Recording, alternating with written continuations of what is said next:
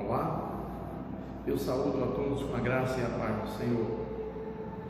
Estamos na aula do profeta Joel, aula sobre o livro desse profeta. Iniciamos os profetas menores e hoje a aula é sobre o profeta Joel. Essa é a escola bíblica dominical da Catedral da Reconciliação. Aula do Antigo Testamento, módulo 2. Estamos estudando os profetas menores. Nós já vimos que na Bíblia hebraica, diferente da nossa, esse é um livro só chamado Livro dos 12. Mas na nossa Bíblia tem um trecho onde existem os profetas menores logo após os profetas maiores que nós acabamos de estudar, não descritos dessa forma pela sua importância, mas pelo quanto escreveram, o tamanho da sua mensagem. Então vejamos, a data provável, 835 a.C., amém? É assim que nós veremos a nossa aula de hoje, como sendo um profeta pré-exílio. Então ele profetiza em Judá antes do exílio. Eu convido a todos para uma breve oração. Santo Deus e Pai, obrigado, Senhor, por esse dia, por essa manhã e pela oportunidade de estudar as Escrituras Sagradas. Pedimos-te, Senhor, que Tu sejas conosco nesse momento, que o Teu Espírito Santo nos capacite, Senhor, a falar e entender mais da Tua revelação descrita nesse livro e por esse profeta. No nome de Jesus é assim que oro e Te agradeço. Amém. Vejamos, existe um entendimento que esse profeta pode ter atuado em Judá antes do exílio e a data provável seria 835 a.C., século 8, ou 400 a.C., século 4, é um outro entendimento. Então ele seria pós-exílio. Como nós vamos ministrar essa aula? No entendimento de que essa é a data mais provável, crendo que essa é a opção,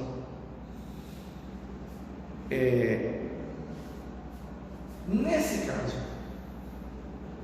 nós teríamos o seguinte entendimento: esse é um profeta que atua no Reino do Sul, em Judá. Portanto, temos que entender que esse profeta teria que ter atuado antes de Isaías. Então Isaías cita Joel.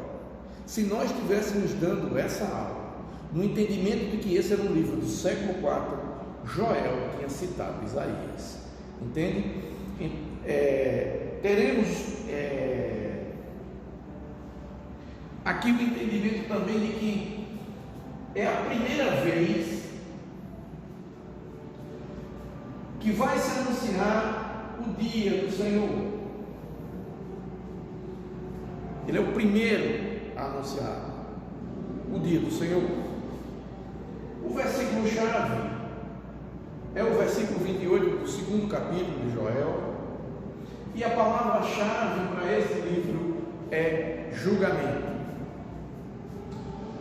Nós temos, à medida que estudamos as Sagradas Escrituras e que entramos para entender melhor o ministério profético, entendido que Deus sinalizou, Deus alertou o seu povo de que era inevitável de que Deus exercesse juízo e julgasse o seu povo, julgasse o pecado. A lei tinha sido quebrada, Deus estava sinalizando. Esse profeta especificamente vai ver um enxame de gafanhotos, né? Então você tem o seguinte: se a gente fosse trazer um breve resumo do esboço desse livro, ele teria um cunho histórico e também profético, porque esse profeta vai se utilizar de uma imagem que fazia sentido sim para o povo dessa época, porque nessa região um vento vindo da Arábia trazia, não muito frequente, mas quando havia esse fenômeno, uma nuvem de gafanhotos que devorava tudo, né? E como o ciclo de vida do gafanhoto permite que ele vá se multiplicando e é rápido, então essas fases dá a esse inseto um apetite voraz e ele devora tudo por onde passa. Então a visão era de uma desolação total daquilo que Israel tinha como uma marca da bênção do Senhor, a terra e tudo que dela eles tiravam, porque todo o sustento econômico da nação, o sustento da família de cada patriarca daquele, de cada homem que estava liderando sua família, e também da casa do Senhor. O templo dependia da terra e de seus produtos, porque para cultuar precisava que as ofertas fossem queimadas, e o sacerdote também não só se utilizava delas para fim de culto, mas sim também para sustento, porque o sustento do sacerdote vinha das ofertas. Então veja que quando o campo é abalado, a economia é abalada, a ordem social é abalada e também o sustento é abalado. Mas algo iria acontecer a nível espiritual, porque o templo ia ser atingido, o sacerdote também, como se dissesse assim: todos estão no mesmo julgamento. Então vamos lá. Você tem essa primeira mensagem da praga de gafanhotos. Essa praga de gafanhotos, como eu disse, ela tem a ver com o momento, mas ela tem a ver com o futuro, porque está descrito na parte desse livro que vai falar de julgamento, que Deus julgará o pecado de todos e também julgará as nações, principalmente as nações que fizeram o seu povo sofrer, que venderam o seu povo como escravo, que desterrou o seu povo, né? Mesmo que isso tenha sido em algum momento utilizado por Deus para exercer juízo e a exercer uma disciplina no seu povo.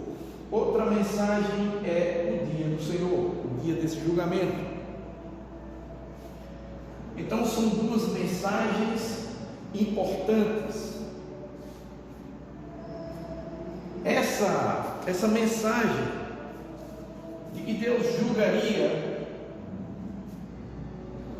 ela está descrita de uma forma onde o profeta começa a falar sobre essa possibilidade, né? Então vejam bem, profeta, porque está muito claro que o que ele está dizendo é uma mensagem que provém do Senhor, né? É o Senhor quem diz, o profeta é boca de Deus.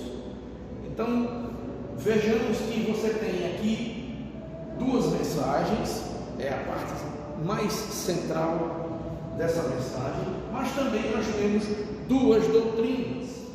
Ficou um pouco poluído esse lado do quadro, mas eu quero tentar com vocês entender o seguinte: há uma doutrina do Espírito Santo. Joel vai causar uma virada em termos de revelação do Espírito Santo.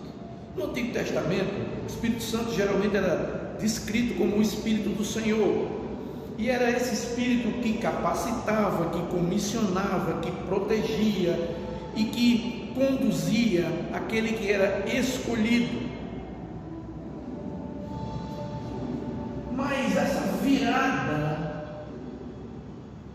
que essa profecia traz é porque Joel vai dizer que Deus derramará o seu Espírito sobre toda a carne.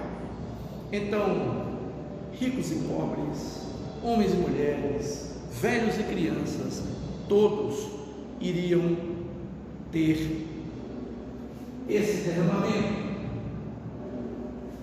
E ele diz o seguinte: que irão profetizar, os velhos vão sonhar. Então tudo isso que ele está dizendo é uma virada na revelação acerca do Espírito Santo, algo novo. Então essa doutrina do Espírito Santo aqui iniciada vai ser confirmada lá em Atos, no dia de Pentecostes, porque Pedro, quando prega no dia de Pentecostes, Pedro vai citar Joel, e Pedro vai dizer que hoje se cumpriu a profecia do profeta Joel, não é?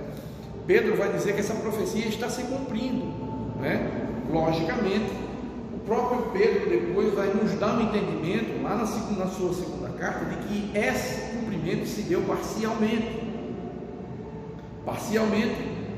por vários motivos, porque haveria ainda eventos futuros, até que o dia do Senhor venha e todos sejam julgados, né? E todos serão julgados no Vale de Josafá, né? Essa profecia traz exatamente o lugar onde será. Esse pode ser um lugar que tenha o significado geográfico, porque existe esse lugar, o Vale de Josafá, onde muitos entendem que será o Vale do Armagedon, o vale perto do Mar Morto. E esse vale, ele também pode ser o significado da palavra Josafá, que é o lugar de julgamento, ou lugar da decisão, tá? Então pode ter esses sentidos. Como nós voltamos às aulas para o sentido de visão panorâmica e não do estudo sistemático do livro, nós estamos aqui de volta para entender que há uma visão panorâmica do livro e que, munido dessa visão panorâmica, eu leio esse livro e essa aula vai me ajudar a entender o livro e interpretar.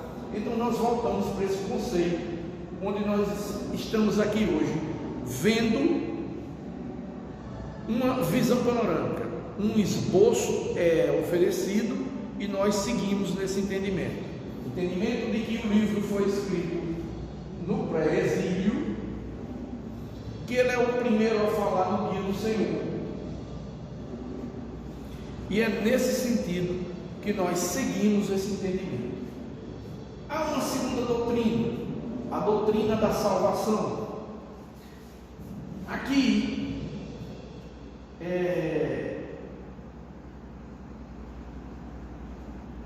o profeta convida o povo, conclama esse povo a que se arrependa,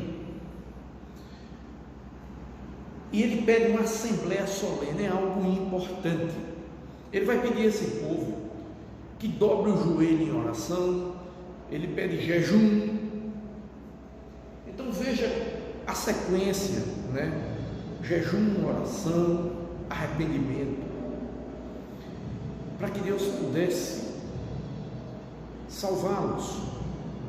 Então o profeta Joel também já vai falar de algo tremendo, porque ele diz o seguinte, que é exatamente por invocar, né, o Espírito do Senhor. Então vejamos o seguinte: a revista que nós seguimos, nem toda aula a gente segue na íntegra, porque, como eu expliquei a vocês, e também para estimulá-los, eu faço busca em Bíblias de estudo, em comentários bíblicos, no Manual Bíblico da Sociedade Bíblica do Brasil e também na nossa revista proposta pela nossa igreja, para que sejamos guiados nesse estudo das Sagradas Escrituras. Então, hoje, falando do que a revista nos propõe especificamente, vemos que tem o seguinte: em termos de doutrina, quando ela toca na salvação, eu queria levar esse trecho a vocês numa leitura integral do texto. Vejamos a declaração de Joel acerca de que todo aquele que invocar o nome do Senhor será salvo. Joel 2:32. Gente, se a gente vê que esse livro está sendo escrito no século 8 a.C., veja que coisa tremenda.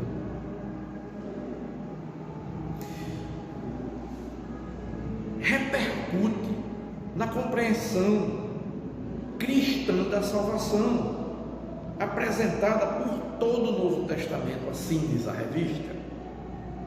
Quando Pedro cita tais palavras em Atos 2, de 16 a 21, ele aplica seu significado e invoca o nome de Jesus, não é? Desculpem, ele aplica seu significado a invocar o nome de Jesus, o único pelo qual se pode ser salvo. Amém? Então, ou seja, Pedro aplica esse entendimento que Joel tinha escrito 8 séculos antes de Cristo. Todo aquele que invocar o nome do Senhor será salvo. Eu tenho dito aqui em algumas aulas de que há um julgamento, o tribunal é formado, há uma acusação, há provas contundentes contra nós, contra esse povo, principalmente esse povo, porque era para ele que a mensagem se dirigia, mas ela nos atinge, ela nos chama a atenção. Mas nós temos que entender que o juízo está a serviço da salvação. A grande vontade de Deus era que essa profecia não fosse necessário se cumprir, mas o povo abandonou o Deus deles. Tudo que esse povo estava perdendo significava praticamente tudo que eles eram: a terra, o mantimento. A gente viu já nesses profetas que passaram, que a gente estudou essas profecias. Então, quando aqui Joel traz esse entendimento, ele realmente traz que a invocação do Senhor como meio de salvação.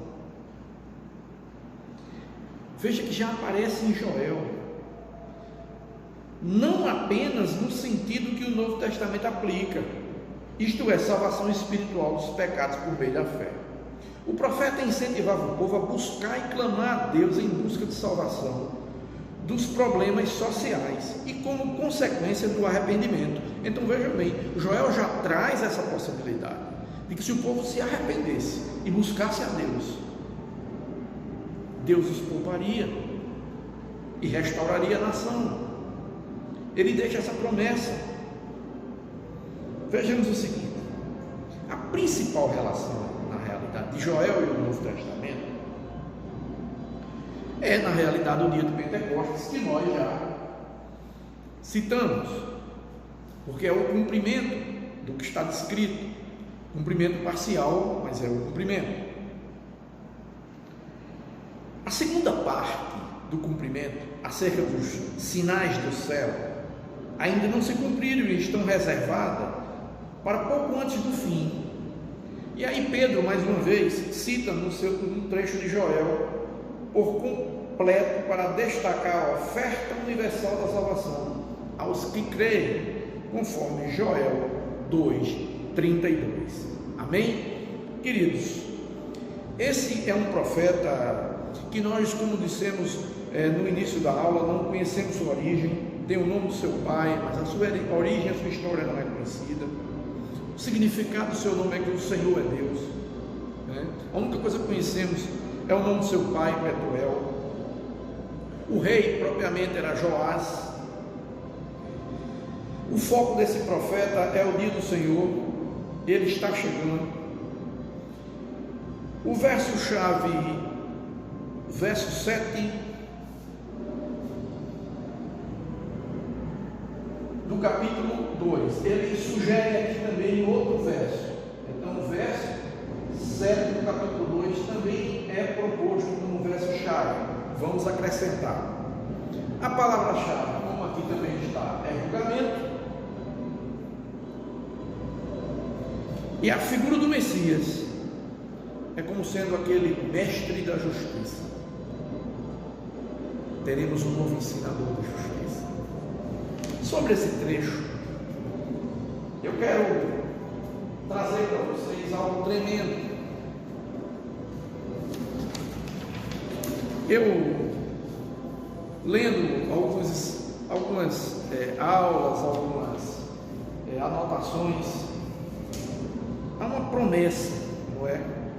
Há uma promessa que todo aquele, os sobreviventes, né, os arrependidos, que invocam o nome do Senhor, serão também descritos como sobreviventes, não é? Aqueles que o Senhor chamar, aqueles que... Então o povo de Deus é formado pelos eleitos, mas este tem a opção de aceitar ou rejeitar a salvação. Aquele que invocar o Senhor será renovado, transformado no futuro.